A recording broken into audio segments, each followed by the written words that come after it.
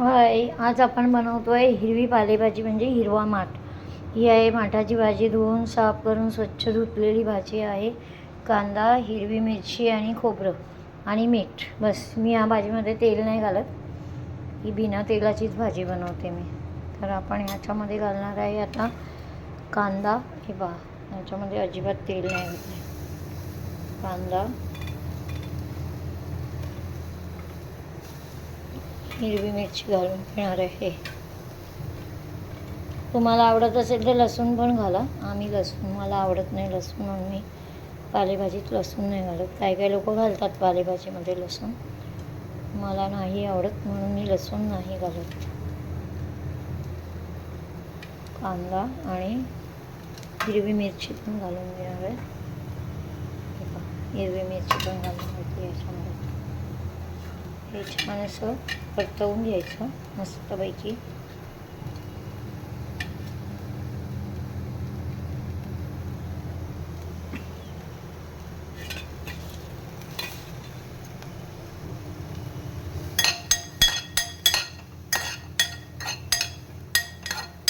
ही तेल न घालताच भाजी बनवायची असते, छान लागते.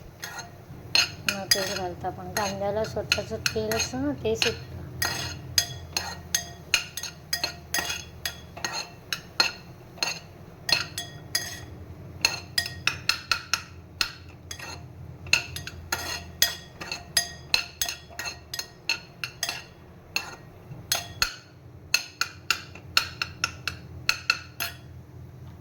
थोडासा गॅस मोठा करते म्हणजे कांदा पटकन नरम होईल. जास्त शिजवायचा नाही कांदा. भाजीच्या पाण्यामध्ये पण तो शिजला जातो कांदा.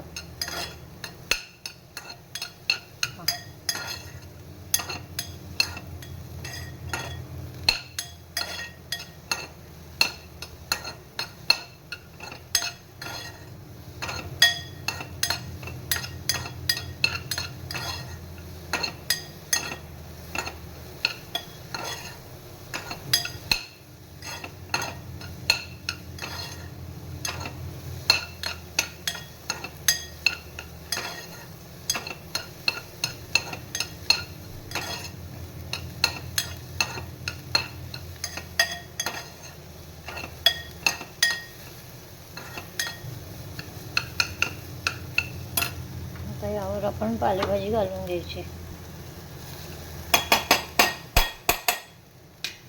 पहा,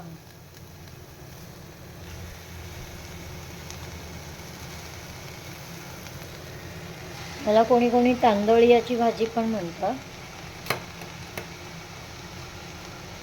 आपण पालेभाजीच म्हणतो किंवा हिरवा माठ म्हणतो.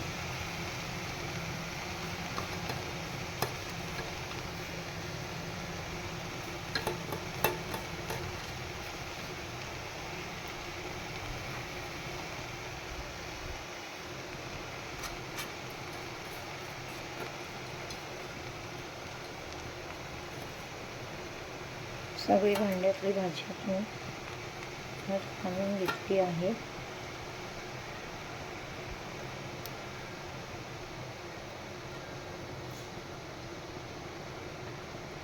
तर यात एवढ्यात मीठ नाही घालायचं, कारण ही भाजी आहे ना शिजता शिजता आळते.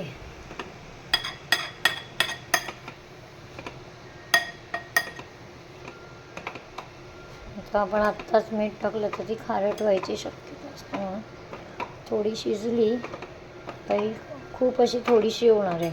ही आता आपल्याला टोपभर दिसते ना, आता ही थोडीशी होणार आहे.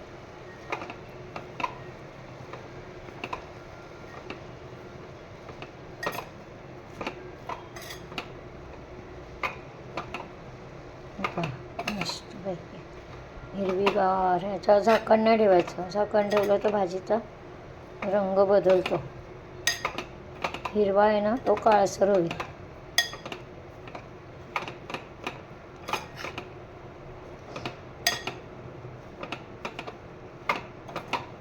राहिली मस्तपैकी अशी आता आळत आली. बघा, एवढा टोपभर होती ना भाजी, आता ती खाली बसली आहे. ती भाजी आपलं स्वतःचं पाणी सोडणार आणि त्या पाण्यातच कांदा, हिरवी मिरची छान असं शिजणार आहे. आणि भाजी थोडी आळत आली ना, जे अजून कमी होईल बऱ्यापैकी.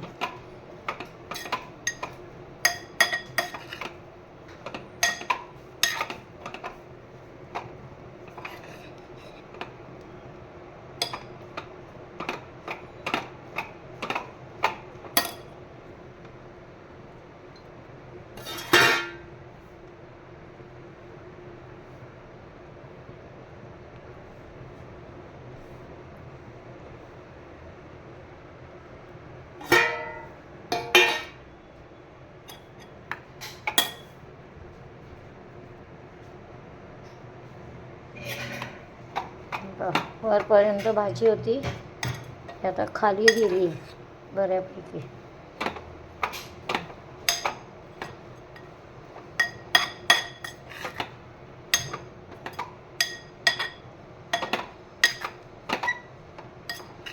ह्यातलं पाणी सुकलं की आपण खोबरं घालायचं. आता थोडीशी अजूनही आळणार आहे, त्याच्यानंतर आपण मीठ घालून घ्यायचं आहे. एवढ्यात मीठ नाही घालायचं, कारण भाजीचा अंदाज कळत ना आपल्याला की मीठ किती घातलं पाहिजे. जर वरपर्यंत टोपात असते आणि मी मीठ टाकलं असतं ना, तर भाजी आपली खारट झाली असते. आणि पालेभाजी शिजायला काय वेळ नाही लागत, पटकन होतं. भाजीने आपलं किती स्वतःचं पाणी सोडलं आहे भाजीने.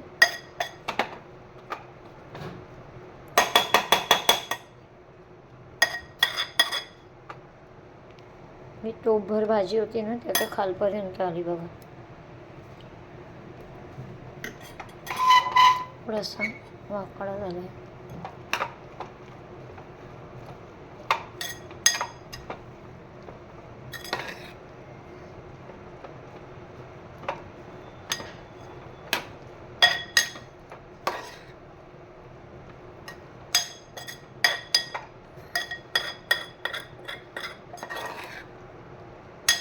तेल न घालता पण ही भाजी चवीला फार छान लागते. असं काय नाही की सगळ्याच भाज्यांमध्ये तेल घातलं पाहिजे. मोस्ट ऑफ पालेभाजीमध्ये नाही घातलं तरी पण छानच लागते पालेभाजी. तुम्हाला लसूण टाकायचं असेल तर टाका. हे पहा, मी आता यामध्ये एवढंसच मीठ घालते, जास्त नाही घालणार, नाही परत खारट होईल भाजी. तर छानपैकी ढवळून घेतलं मी.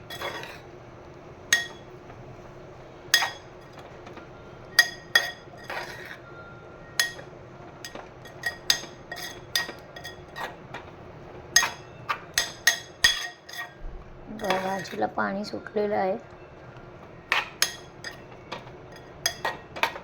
ते पाणी आटेल तोपर्यंत आपण ढवळून घ्यायची आहे. पाणी आटलं की मग आपण यामध्ये खोबरं घालायचं आहे.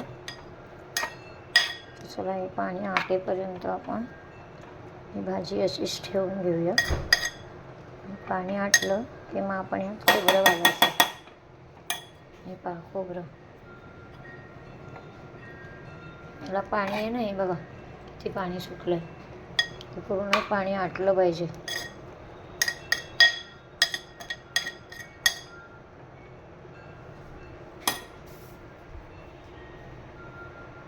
हे पहा, आता आपल्या भाजीतलं पाणी बऱ्यापैकी आटलेलं आहे.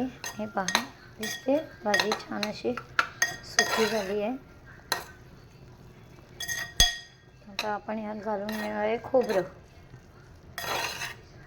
सगळं पाणी आटवून घेतलं आहे मी. थोडा गॅस फास्ट करते म्हणजे छान अशी सुकी सळसळते.